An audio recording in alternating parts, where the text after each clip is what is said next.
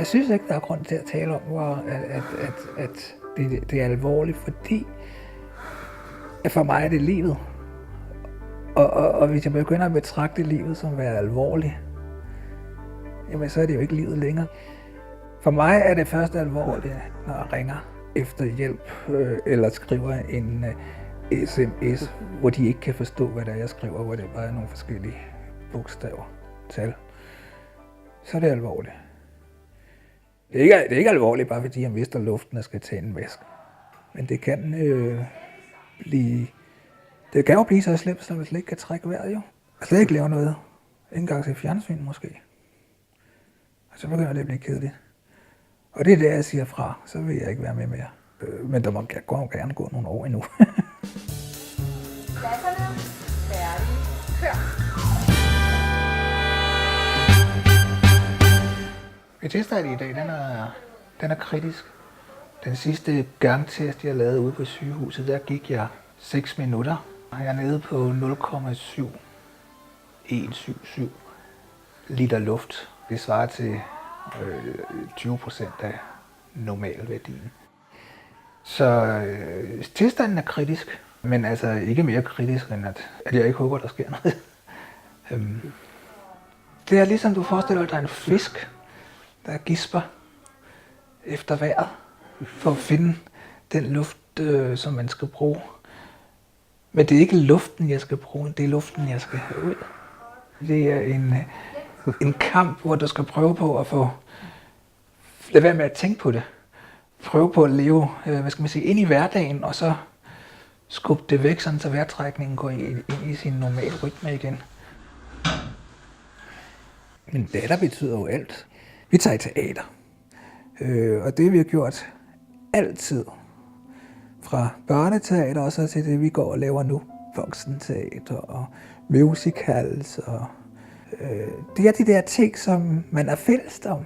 Altså det, som man gerne vil give sit barn, ud over den almindelige opdragelse. Men hun har jo været med til at se, hvordan jeg er blevet dårligere. Og på et tidspunkt, så begyndte min datter jo at tro, at hun skulle gøre nogle ting, som ikke var nødvendige at gøre. Altså hun tog et ansvar på sig, som hun ikke skulle det. Jeg snakkede med min datter først med hensyn, da vi begyndte at snakke om lungetransplantation. Og der talte vi om, at det måske ikke var så god en idé, fordi det kunne jo godt være, at selvom man skifter lungerne ud, så kunne det jo godt være, at det slet ikke blev godt. Det kunne være, at det blev en masse sygdomsforløb, og måske bliver de afstødt, og måske det ene og det andet. Og så vil det jo påvirke livet, sådan, så der slet ikke er noget liv at leve. Og så har jeg så været at sige, jamen så må jeg jo gøre det godt med de lunger, jeg har. Og så leve med dem. Og så få det ud af det, som jeg nu kan få ud af det. Og til det, der bruger jeg jo så alle mine hjælpemidler. Stearinlys på batterier, eller ernæringsdrikke, eller elscooter, eller alle de ting, der gør det hele nemmere, så har så meget luft, eller så meget energi som muligt til at få en god dag. Det ene fortalte mig, at motion var godt, og den bedste motion, det var cykling. Og det tænkte jeg, det var da en smadret god idé, så da jeg blev konfirmeret, så købte jeg mig en såkaldt racercykel. Og så stillede jeg ud i Hillerød Cykelklub og sagde, hej, her kommer jeg. Og det var nogle gode træningsture, jeg fik ude i naturen, og masser af frisk luft. Og så kørte jeg nogle cykelløb i weekenderne, uden at vinde noget. Men det var lige så meget bare for at være med. I dag har jeg byttet min cykel ud med min elscooter. Og den giver mig den samme glæde, som min cykel gjorde, bortset fra, at jeg ikke bevæger mig selv. Men jeg får stadig den der friske luft på næsen.